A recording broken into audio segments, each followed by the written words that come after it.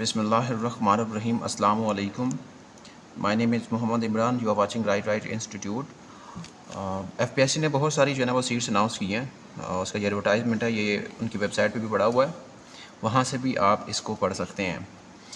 इस पर multi sectoral seats हैं, बहुत ज़्यादा सीट्स हैं जो वन पेपर के लिहाज से हैं। पहले मैं वो डिस्कस करूँगा जिसमें मैं आप लोगों को यहाँ पे कस्टम इंस्पेक्टर, पहले इसकी तरतीब से पढ़ लेते हैं कि इसके अंदर जो है ना चीज़ें लिखी क्या है, उसने रिक्वायरमेंट्स क्या है, फिर एंड पे जो है ना मैं आप लोगों को सिलेबस और उसका जो प्लान है किस तरह से प्रिपरेशन करनी है वो मैं आप लोगों को बताऊंगा। अब पॉइंट नंबर 55 पे उसने केस नंबर 5455/2025 ये इसने लिखा हुआ है। इसके नाम से ना चालान निकलेगा, ठीक है ना, इसी नाम से क्या निकलेगा, चालान निकलेगा, जो आप लोगों ने जो है ना बैंक में जाकर जमा करवाना होगा। उसकी थोड़ी सी फ़ी होगी, मैं आगे आएगी, मैं आप लोगों को बताऊंगा। तो सबसे पहले यहाँ पे सीट्स हैं कस्टम इंस्पेक्टर्स की या फिर इंटेलिजेंस ऑफिसर की कह लें। 16 स्केल की सीट्स हैं और ये परमानेंट है, और इसका काम जो डिवीज़न है वो रेवेन्यू डिवीज़न बनती है और फेडरल बोर्ड ऑफ रेवेन्यू। तो इसकी मिनिमम क्वालिफ़िकेशन क्या है? मिनिमम क्वालिफ़िकेशन इसकी है कि क्लास सी हो या फिर ग्रेड सी हो, बैचलर डिग्री हो जिसमें BSc BA और इसके अलावा इस तरह की इसकी जो इक्विवेलेंट डिग्रीज़ होती हैं वो यहाँ पे आ जाएंगी, लेकिन वो यूनिवर्सिटी से रिकगनाइज्ड हो। इट्स मीन कि HEC ने उसको वेरीफाई किया हो, HEC से रिकगनाइज्ड हो। अच्छा, किन किन सब्जेक्ट्स में जो है ना वो अप्लाई कर सकते हैं, कौन कौन से लोग हैं जो कस्टम इंस्पेक्टर्स के लिए या इंटेलिजेंस ऑफिसर के लिए अप्लाई कर सकते हैं? ऐसे एस्पायरेंट्स जिनका जो है ना वो बैचलर डिग्री का जो कोर्स है या बैचलर डिग्री है वो इकोनॉमिक्स में हो, कॉमर्स में हो, स्टैटिस्टिक्स में हो, अकाउंटिंग कंप्यूटर साइंस में हो, लॉ, फार्मेसी, केमिस्ट्री या फिज़िक्स। अच्छा, as one of the subjects are BS engineering, BSc engineering हो सकती है या BS इंजीनियरिंग हो सकता है, ठीक है ना। मिनिमम रिक्वायरमेंट तो ये है ना, अगर भी MSc है, ग्रेजुएशन है, PhD है, तो वो सारे के सारे जो है ना वो एलिजिबल हैं, यहाँ पे वो अप्लाई कर सकते हैं। अच्छा, कंप्यूटर लिटरेसी उसने यहाँ पे मांगा हुआ दूसरे नंबर पे कि इसमें MS वर्ड है, MS पावर पॉइंट है और MS एक्सेल है, ये 3 चीज़ें उसने मांगी हुई हैं। अच्छा, उसके बाद है कि इसका फ़िज़िकल स्टैंडर्ड क्या है, दूसरी रिक्वायरमेंट के फ़िज़िकल स्टैंडर्ड। अच्छा, यहाँ पे मेल के लिए जो ना बताया गया है कि उनकी जो हाइट है 5 फीट और 6 इंच होनी चाहिए, और जो चेस्ट है और जो छाती है उनका जो है ना वो उनकी जो मेजरमेंट है वो 32 इंच हो, और 33.5 इंच जो है ना उसका फुला होता है, जो उसकी एक्सटेंशन बनती है। फीमेल्स के लिए जो है ना वो 5 फीट और 2 इंच है, और documentary proof from civil surgeon या एसोसिएट फिजिशियन और assistant surgeon of government hospitals as defined in the federal service medical attendance rules 1990। वो रूल्स आगे आएंगे, तो किसी भी जो है ना वो गवर्नमेंट हॉस्पिटल से, जो DHQ के हॉस्पिटल्स हैं, वहाँ से जो है ना मेजरमेंट करवा सकते हैं, वहाँ से चेकअप करवा सकते हैं कि आप लोगों की हाइट क्या है। यहाँ पे नेक्स्ट है कि एज लिमिट 20 से 28 ईयर्स है एज लिमिट, कि यहाँ पे जो जिनकी एज 20 से 28 साल तक है अभी वो अप्लाई कर सकते हैं। प्लस इसमें 5 ईयर्स जो है ना वो रिलैक्सेशन है जो गवर्नमेंट एम्प्लॉई हैं, जो ऑलरेडी जो है ना किसी डिपार्टमेंट में जो है ना वो काम कर रहे हैं। तो ये जनरल रिलैक्सेशन है। नंबर ऑफ़ वैकेंसीज़ कितनी हैं? 2 इसकी सीट्स हैं, और पंजाब की इसमें ओपन मेरिट पे है। अच्छा, प्लेस ऑफ पोस्टिंग, क्योंकि FPSC है, फेडरल का डिपार्टमेंट है, तो कहीं भी पूरे पाकिस्तान में जो है ना इसकी पोस्टिंग हो सकती है। MCQs का पैटर्न क्या होगा? सबसे पहले कि MCQs जो टेस्ट होगा, स्क्रीनिंग टेस्ट होगा, उसके बाद जो है ना वो टॉप मेरिट पोजीशन होल्डर जो है ना, जो मतलब 2 सीट्स है ना, तो 10 लोग जो है ना वो एक सीट के लिए जो है ना बुलाए जाएंगे, तो उनका जो है ना फिर डिस्क्रिप्टिव टेस्ट होगा, उसके बाद फिर इंटरव्यू होगा। ये इसका मतलब डुअल पॉलिसी आ गई यहाँ पे। अच्छा, ये हो गया। उसके बाद हम चलते हैं कि assistant director airport security force. अब इसमें केस नंबर 4 है 72/2025 R, इसका भी जो है ना वो चलान बनेगा। अब असिस्टेंट डायरेक्टर की जो सीट्स हैं वो 17 ग्रेड की हैं और परमानेंट हैं। ये एयरपोर्ट सिक्योरिटी फोर्स में है, जो मिनिस्ट्री ऑफ डिफेंस में आता है।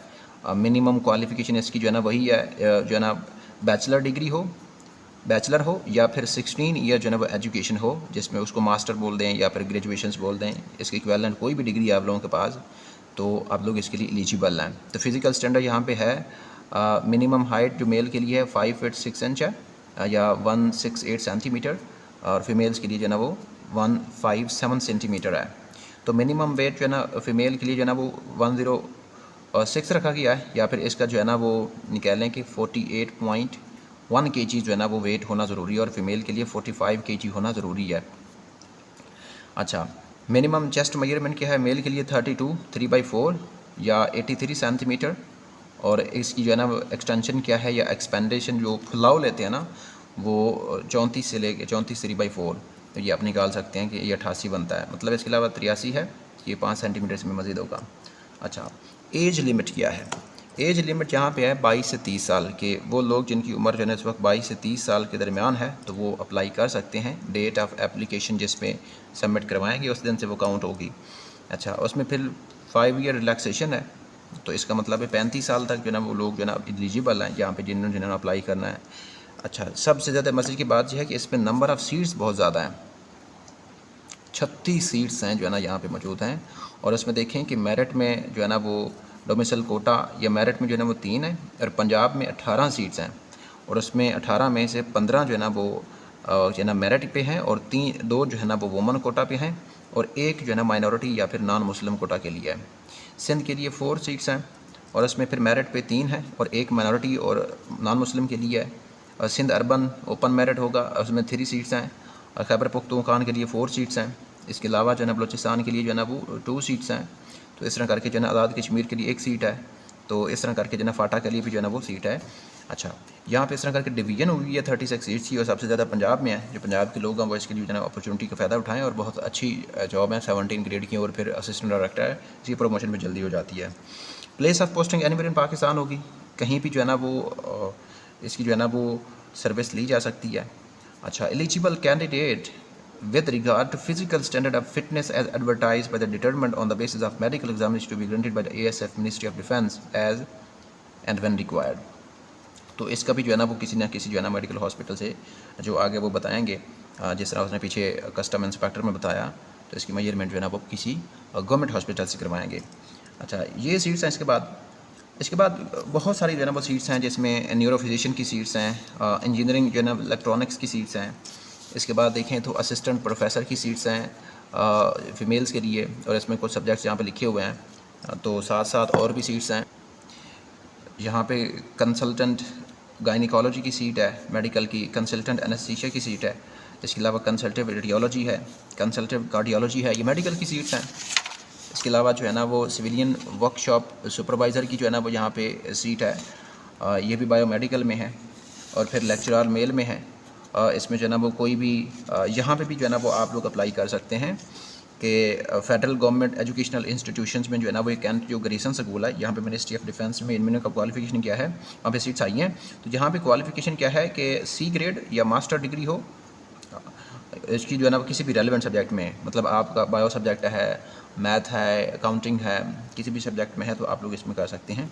अच्छा, यहाँ पे कैटेगरीज उसने लिखी हुई हैं, हिस्ट्री 1 एंड फिज़िक्स। जो एज लिमिट इसकी क्या है 28 तक है, और +5 ईयर इसकी रिलैक्सेशन है। तो 2 इसकी सीट्स हैं यहाँ पे मतलब जो हिस्ट्री है इसमें, तो ये सीट्स हो गई। इसके अलावा लेक्चरर केमिस्ट्री की सीट्स हैं। इस तरह करके जो है ना वो काफ़ी ज़्यादा सीट्स हैं। अब यहाँ पे आ जाएँ कि इसके रूल्स क्या हैं। अच्छा, मैंने जो इसका प्रिंट लिए हैं वो 1 पेपर के लिए हैं, और इसके अलावा और भी बहुत ज़्यादा सीट्स हैं। इसका नंबर जो है ना वो काफ़ी ज़्यादा है, तो आप लोग जो है ना विज़िट कर सकते हैं। ज़्यादातर मेडिकल की सीट्स हैं, बाकी एजुकेशन बेस्ड सीट्स हैं। अच्छा, यहाँ पे इन्होंने कुछ चीज़ें लिखी हुई हैं। सबसे पहले उन्होंने जनरल इंस्ट्रक्शंस दी हुई हैं।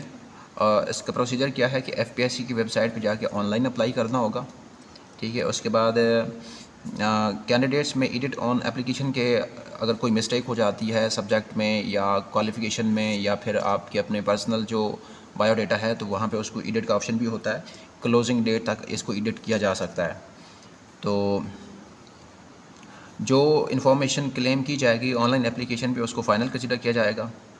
Subsequent claims of experience earlier not given in one-line form as considered through an attempt to become eligible, such claims shall not be। अच्छा, इसके बाद है एक्सपीरियंस भी यहाँ पे मेंशन कर सकते हैं। पॉइंट नंबर जो 5 इसने लिखा हुआ है कि यहाँ पे जो FPSC है, कमीशन का एग्ज़ाम है, वो बाद में इसका सिलेबस जो है ना वो वेबसाइट पे अपलोड कर देगा, ताकि जो है ना कैंडिडेट जो है ना वो सिलेबस का प्रिंट ले सकते हैं और पढ़ सकते हैं। तो जनरल इंस्ट्रूमेंट्स या गाइडलाइंस जो अप्लाई ऑनलाइन आर अवेलेबल, तो वेबसाइट पे जो है ना अप्लाई करने से पहले उसकी गाइडलाइंस भी दी गई है किस तरह से अप्लाई करना है। नो हार्ड कॉपी, तो सारा का सारा जो है ना वो ऑनलाइन एप्लीकेशन देनी है। अच्छा, तो मैनुअल एप्लीकेशन की भी ज़रूरत नहीं है। अच्छा, नेक्स्ट है कि एप्लीकेशन की फ़ी कितनी है। वो पोस्ट जिनका जो स्केल है BS 16 से BS 17 तक है, जैसे असिस्टेंट डायरेक्टर सिक्योरिटी फोर्स है तो वो 17 ग्रेड है, कस्टम इंस्पेक्टर तो वो 16 ग्रेड है, तो उनका जो चालान के साथ फ़ी होगी ना, चालान लेना होगा और केस के साथ चालान लेने को, जो मैंने स्टार्टिंग में बताया है। तो ये उसकी जो है ना वो फ़ी है 300, और 18 स्केल के लिए जो है ना फ़ी है 750, और 19 ग्रेड के लिए है 1200, और 20 ग्रेड के लिए जो है ना वो 1500 या फिर उससे ज़्यादा भी ली जा सकती है। तो जो मतलब इसका चालान आप लोगों ने पे करना है, कहाँ पे पे करना है, किसी भी नेशनल बैंक में आप पे कर सकते हैं जो आप लोगों के पास है। जो वो आप लोगों को चालान जो है ना वो देंगे, 2 कॉपीज़ होगी, एक स्टूडेंट कॉपी होगी, एक बैंक की कॉपी होगी। उस बैंक की कॉपी वो खुद रख लेंगे और स्टूडेंट की कॉपी आप लोगों को देंगे, और आप लोगों ने अपने पास सेव रखनी है। उसको जो है ना आप लोगों ने मिसप्लेस नहीं करना या कहीं गुम नहीं कर देना, क्योंकि जब आप लोगों का जो टेस्ट आएगा इन पोस्ट का, तो आप लोगों को वो ज़रूर जो है ना वो दिखानी होगी। अदरवाइज़ जो है ना फिर आप लोगों को ये है कि वो हो सकता है कि ना बैठने दे पेपर में, फिर ये है कि हो सकता है फिर आप लोगों को दोबारा फ़ी पड़ जाए। ठीक है ना। तो ये जो रिसिप्ट होगी, ये जो चालान आप लोगों को स्टूडेंट काफ़ी मिलेगी, ये आप लोगों ने FPSC को जो है ना वो ऑनलाइन एप्लीकेशन में सेंड नहीं करना, बल्कि ये है कि वो जो नंबर अलाट करेंगे ना, कि टोकन नंबर होगा, तो टोकन नंबर जो है ना वो एप्लीकेशन का लिखना होगा ऑनलाइन एप्लीकेशन के साथ। ठीक है। तो यहाँ पे अपर एज लिमिट है जो आप लोगों को मैंने बता दी है। तो यहाँ पे शॉर्ट लिस्टिंग का क्राइटेरिया लिखा हो गया है, वो बाद में बताएंगे। तो ये पोर्शन जो है ना, डॉक्यूमेंट्स रिक्वायर्ड फॉर कैंडिडेट्स, ये जो पोर्शन है जब टेस्ट हो जाएगा, टेस्ट के बाद जो स्टूडेंट्स क्वालिफाई कर जाएंगे, इंटरव्यू हो जाएगा, तो ये उनके लिए है कि वो क्या क्या उनके लिए चीज़ें मांगते हैं। तो फ़ोटोग्राफ्स मांगेंगे, मैट्रिक इंटरमीडिएट सर्टिफिकेट्स मांगेंगे, बैचलर MPhil, मतलब जो भी डिग्री है वो आप लोगों से मांगी जाएगी। ठीक है। एक्सपीरियंस वगैरह सारा कुछ आप लोगों को देना होगा अगर आप लोगों की जॉब वगैरह है तो। जहाँ पे एलिजिबिलिटी की लिखा हुआ है। अच्छा, अब यहाँ पे आ गया कि एग्ज़ाम कब होना है, पेपर कब होने हैं। पेपर इसका जो है ना वो जो एडवर्टाइजमेंट है, क्योंकि आ चुकी है, एडवर्टाइज नंबर 2/2025 है, will be held with effect from 19 जुलाई से जो है ना वो इसकी जो है ना वो डेट शीट आ जाएगी। तो वहाँ पे 19 जुलाई से जो है ना इसका पेपर स्टार्ट हो जाएगा। वो डिफरेंट बैचेस में होगा पेपर, क्योंकि हमेशा FPSC को जो है ना वो 2-3 बैच में पेपर लिया जाता है, स्टूडेंट्स ज़्यादा होते हैं। तो यहाँ पे जो है ना आप लोगों को, उसके बाद आप लोग डाउनलोड कर सकेंगे सारा जो है ना वो, जब स्लिप आ जाएगी तो बाद का प्रोसेस है। तो यहाँ पे सेंटर के चेंज की फैसिलिटी भी अवेलेबल है। इट्स मीन कि अगर आप लोग सेंटर रखते हैं कि आपका पेपर लाहौर हो, फैसलाबाद हो, इसके अलावा कराची हो, इस्लामाबाद हो, लेकिन बाद में जब रोल नंबर स्लिप आएगी, रोल नंबर स्लिप के साथ जो है ना वो मेंशन होगा कि आप अपना जो है ना वो सेंटर चेंज करना चाहते हैं, तो सेंटर चेंज कर सकते हैं। तो उस वक्त जो है ना ये फैसिलिटी अवेलेबल होती है। अच्छा स्टेप है कि जो है ना आप लोग हो सकता है कि उस वक्त कहाँ पे कहीं और मौजूद हों और आप लोग उस पर जो है ना टेस्ट के लिए नहीं पहुँच सकते हों, तो आप सेंटर चेंज कर सकते हैं। लेकिन यह है कि क्लोजिंग डेट जो है ना वो जब स्लिप की होगी ना, वो बताते हैं कि इस डेट तक आपने सेंटर चेंज करना है, उस वक्त तक कर सकते हैं, अगर उसके बाद नहीं होगा तो 2 जून इसकी क्लोजिंग डेट है, 2 जून तक इसको अप्लाई किया जा सकता है। तो ये कुछ इसकी सीट्स थी। अब इसमें आप लोगों को बताता हूँ कि इसका सिलेबस जो FPSC अपलोड करेगी बाद में, और इंशाल्लाह यही होगा आप लोगों को जो प्रिपेयर करना होगा कि इसका सिलेबस क्या है। अब 100 मार्क्स का सिलेबस है, जो 1 पेपर एग्ज़ाम है, जिसको कह सकते हैं कि MCQs बेस्ड पेपर होगा, उसकी बात कर रहा हूँ। कस्टम में तो 2 पेपर होंगे ना, लेकिन एयरपोर्ट सिक्योरिटी फोर्स में ये एक ही पेपर उन्होंने लिखा हुआ है फ़िलहाल। तो बाद में ऐसे भी इसमें से लिखना पड़ सकता है, लेकिन मुझे नहीं लगता कि जो है ना ऐसे लेंगे, क्योंकि उसने मेंशन नहीं किया है। तो इसका 100 नंबर का पेपर है, इसकी 2 डिवीजन्स हैं, एक में 20 मार्क्स हैं और दूसरे में जो है ना वो 80 मार्क्स हैं।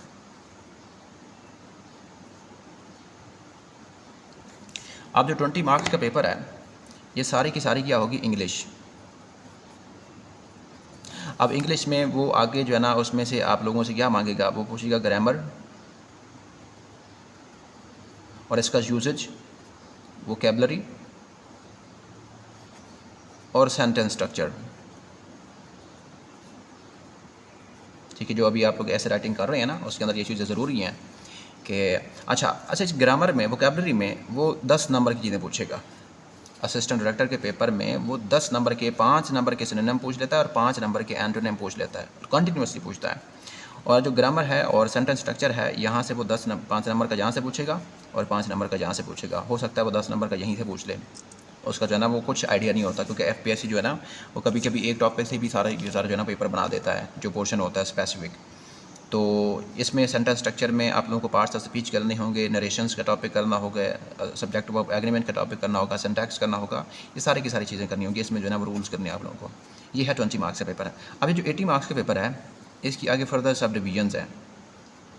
20 मार्क्स का पेपर जो है वो तो होगा सीधा का सीधा लॉ एंड ऑर्डर, जो सिक्योरिटी मेजर्स हैं, ठीक है, 1975 का एक्ट है, वो भी इसमें शामिल होगा। इसके अलावा बाकी इसके जनरल जो इसका लॉ एंड ऑर्डर है, उसकी सिक्योरिटी पैरामीटर्स हैं, वो इसमें आएंगे, ठीक है, ये आएगा। उसके बाद है 20 नंबर की तो आएगी मैथमेटिक्स, मैथ आएगा, जिसमें ratio, proportion, algebra, percentage, geometry, basic arithmetics, ये वाला जो है ना टॉपिक्स आएंगे। फिर आएगा 20 नंबर का करंट अफेयर्स। करंट अफेयर इसमें वो 5 साल की जो है ना, पिछले 5 साल की डेवलपमेंट्स पूछे, क्योंकि पिछले 5 साल में जो कुछ हुआ इस दुनिया में, वो सारा का सारा उसके अंदर जो है ना वो शामिल होगा, ठीक है। फिर उसके बाद आता है 20 नंबर का, इसमें पाकिस्तान अफेयर है और फिर प्लस इस्लामियात है। तो यहाँ से जो है ना वो 20 नंबर का पेपर बनेगा। तो यहाँ इस तरह करके जो है ना पेपर जो है ना वो कंप्लीट होगा आप लोगों का।